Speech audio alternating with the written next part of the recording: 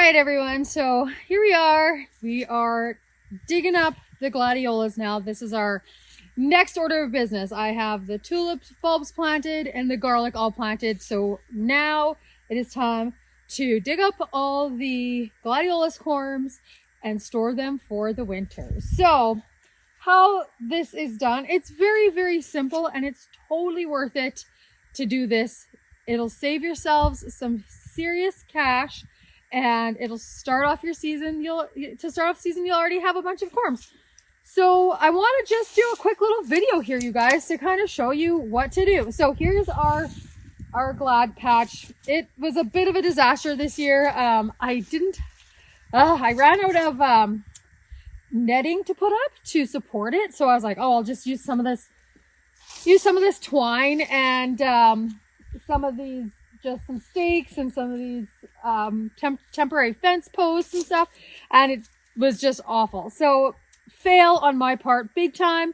However, now I know that I will never do that again. But anyway, so in order to save your corms for the next season, it's super, super easy. So once they're all done flowering,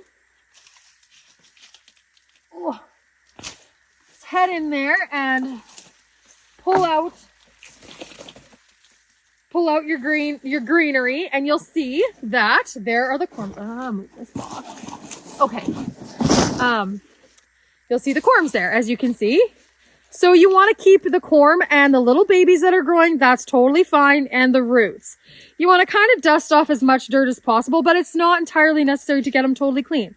And then what I do is I just cut the greenery off, and that can just be put in the compost, the greenery, and then you just keep that, the corm, and all the goodness. Okay, so here, this part would be the corm from last year. Well, we're going to keep that too.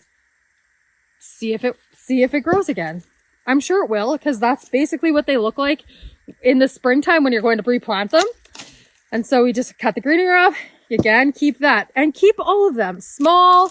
The smaller ones are going to produce a smaller glad, which is not such a big deal, because you know, sometimes it's nice to have a smaller glad, like smaller plant and flower in your bouquets. And so it will produce probably a bit of a smaller stem. No big deal. Okay, so the greenery, yes, totally. That can just be put in the compost. No big deal.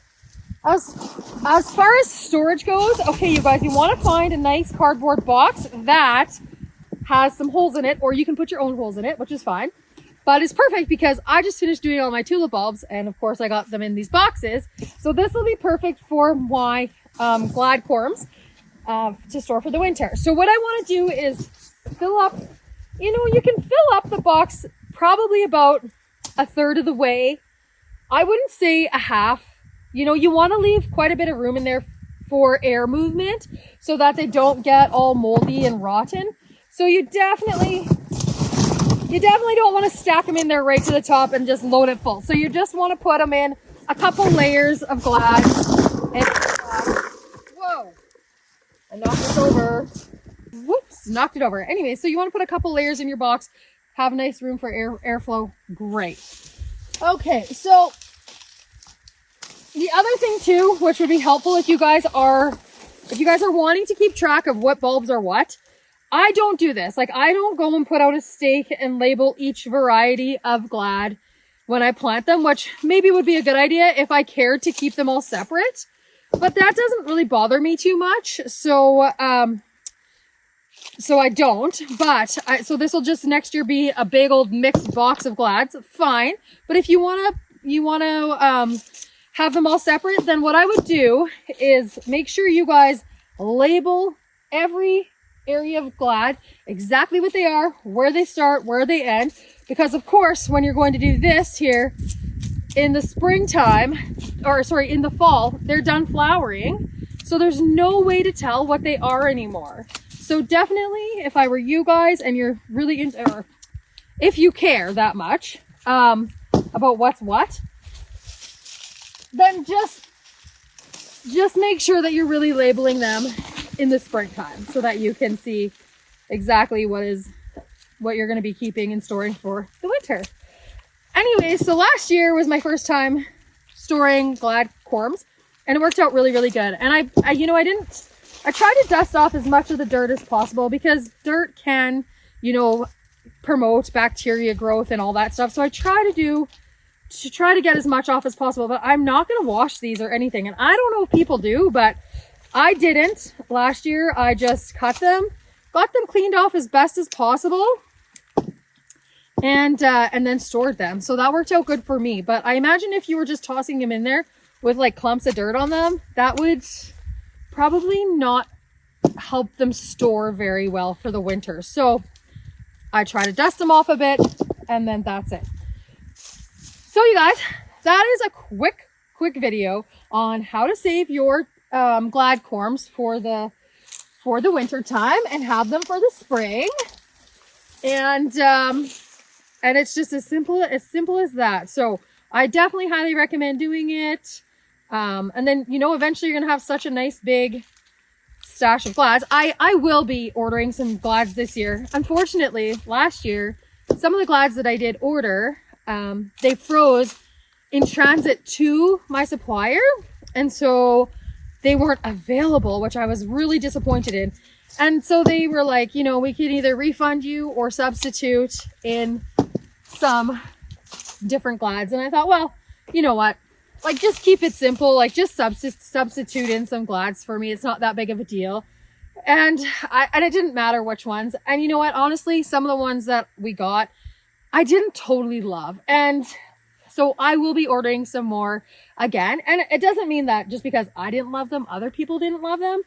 But for me, like, for instance, there were these bright pink ones that these are them right now here, actually. And, they're really, really pretty, but not really my favorite. And of course, I got tons of them, and they bloomed like a dam all summer long. So that's kind of funny. I didn't totally love them. The ones that I wanted to get, like, there was one called Earl Grey.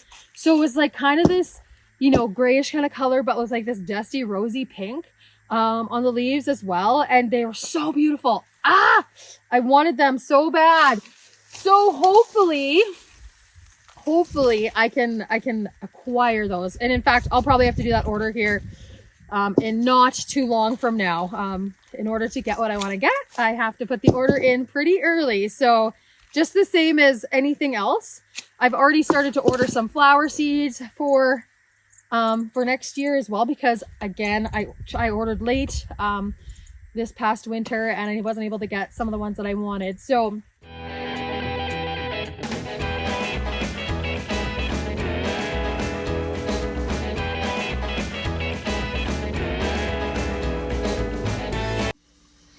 all right, guys. So, yeah, I just wanted to, this has now been 2 weeks since I picked the Gladiolus corms out, and they've been inside in the house. I haven't put them away where they need to go for the winter yet.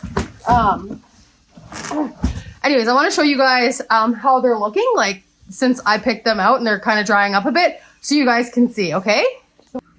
All right. So here's one box of the corms, and honestly, they're not even too dry yet. But they are, they're coming along. Lots of dirt still in here, but yeah, they're coming along. Easy to separate now if I wanted to go through and do that, but I don't even think I'm going to. I'm just going to leave them and let them be. So there's not too much in here, just like a layer, couple layers. And the box has nice holes in it, so there's lots of air circulation in there. So I have 3 boxes, and then I have 1 crate yet that have corms in them. So yeah, so that's basically what the Gladiolus corms will look like.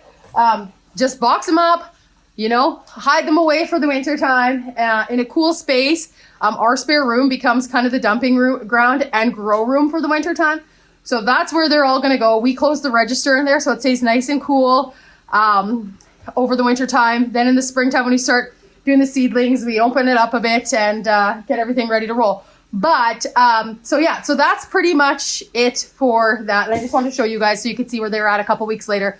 Not much has changed, but they are starting to dry out a bit. So that's what you want them to do. And they go dormant for the winter time. And that is it, you guys. So thank you for watching. I hope you guys enjoyed the video. Be sure to give me a like, subscribe, comment if you like, and we'll check you guys next time.